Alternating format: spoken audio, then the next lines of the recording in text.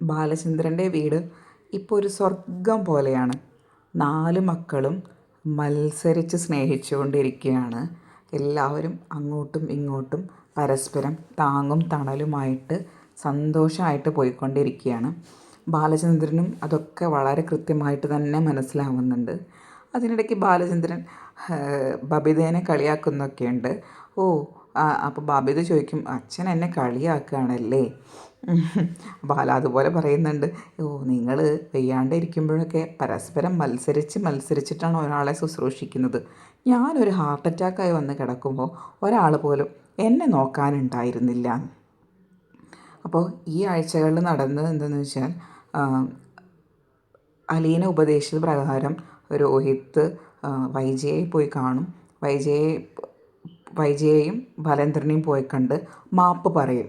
പക്ഷേ ബാലചന്ദ്രൻ രോഹിത്തിനെ വളരെ സ്നേഹത്തോടു കൂടിയിട്ടാണ് സമാധാനിപ്പിക്കുക.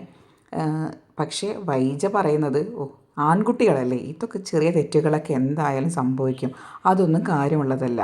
അപ്പോൾ രോഹിത്ത് പറയാണ്, ഞാൻ അമ്മയോടെന്ന പോലെ അച്ഛനോടും മാപ്പ് പറഞ്ഞിട്ടുണ്ട്.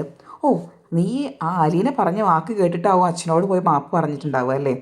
അതിൻ്റെ ഒന്നും ആവശ്യം ഉണ്ടായിരുന്നില്ല എന്ന് പറഞ്ഞ് വൈജ രോഹിത്തിനെ വഴക്ക് പറയുകയാണ് ചെയ്യുന്നത്. മകൻ മാപ്പ് പറഞ്ഞ് നല്ല വഴിക്ക് വരുന്നതിൽ സന്തോഷിക്കാതെ അതിലും കുറ്റം കണ്ടുപിടിക്കുകയാണ് വൈജ.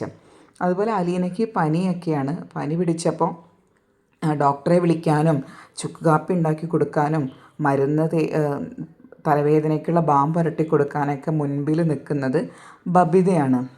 അങ്ങനെ അവർ പരസ്പരം സ്നേഹിച്ചും താങ്ങും തണലുമായിട്ട് പോയിക്കൊണ്ടിരിക്കുകയാണ്. അപ്പോൾ അതിനിടയിലേക്കാണ് മനു വരുന്നത്. രോഹിത്തിൻ്റെ മാറ്റം കണ്ടപ്പോൾ മനു അത്ഭുതത്തോടു കൂടി നോക്കും. എന്നിട്ട് ചോദിക്കും, നിനക്ക് വളരെയധികം മാറ്റം വന്നല്ലോ രോഹിത്.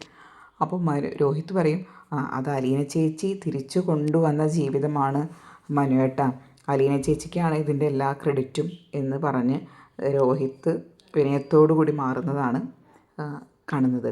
അതേപോലെ തന്നെ ഇതിൽ ഏറ്റവും ഇമ്പോർട്ടൻ്റ് ആയിട്ടുള്ളൊരു സീൻ എന്ന് പറഞ്ഞു കഴിഞ്ഞാൽ വൈജയും ബാലചന്ദ്രനും തമ്മിലുള്ള വഴക്കാണ്. ബാലചന്ദ്രനോട് വൈജ ചോദിക്കും, നിങ്ങൾക്ക് എൻ്റെ കാര്യത്തിൽ എന്തെങ്കിലും ഒരു ശ്രദ്ധയുണ്ടോ? നിങ്ങൾ എന്നെ ഒരു ഭാര്യയായിട്ട് അംഗീകരിക്കുന്നുണ്ടോ? അപ്പോൾ ബാലചന്ദ്രൻ തിരിച്ചു മറുപടി പറയുകയാണ്, നീ വിശ്വസ്തതയും സൽഗുണസമ്പന്നയും ഭർത്താവിൻ്റെ അടുത്ത് 100% കൂറും കാണിച്ചിരുന്ന ഒരു ഭാര്യ ആയിരുന്നെങ്കിൽ നീ ചോദിച്ചതുപോലെ എല്ലാം നിനക്ക് കിട്ടുമായിരുന്നു. നീ അങ്ങനെ അല്ലാത്തത് കൊണ്ട് നിനക്കതിന് പറയാൻ അർഹതയില്ല എന്ന് പറഞ്ഞ് ബാലചന്ദ്രനും വൈജിയും തമ്മിൽ ഒരു വാക്ക് തർക്കം അവിടെ ഉണ്ടാവുന്നുണ്ട്. അതേപോലെ തന്നെ ഇനി കുട്ടികളെല്ലാം പരസ്പരം സ്നേഹവും കരുതലും തണലുമൊക്കെ ആയി തുടങ്ങിയപ്പോൾ ബാലചന്ദ്രൻ വേറൊരു കാര്യം കൂടി ആലോചിക്കുന്നുണ്ട്. അതായത് അലീനയുടെ ഭാവി സുരക്ഷിതമാക്കണം, അതിനുവേണ്ടി എന്തെങ്കിലും ഒന്ന് ചെയ്യണം. അങ്ങനത്തെ ഒരു തീരുമാനത്തിലോട്ട് ബാലചന്ദ്രൻ എത്തിച്ചേരാൻ പോകുന്നതായിട്ടാണ് നമുക്ക് കാണാൻ പറ്റുന്നത്. ഇത്രയൊക്കെയാണ് അടുത്ത എപ്പിസോഡിൽ വരാൻ പോകുന്ന ഭാഗങ്ങൾ. കൂടുതൽ പ്രൊമോ ഡീറ്റെയിൽസും വിശേഷങ്ങളും അറിയാൻ ഈ ചാനൽ സബ്സ്ക്രൈബ് ചെയ്യുക, ലൈക്ക് ചെയ്യുക. Thank you.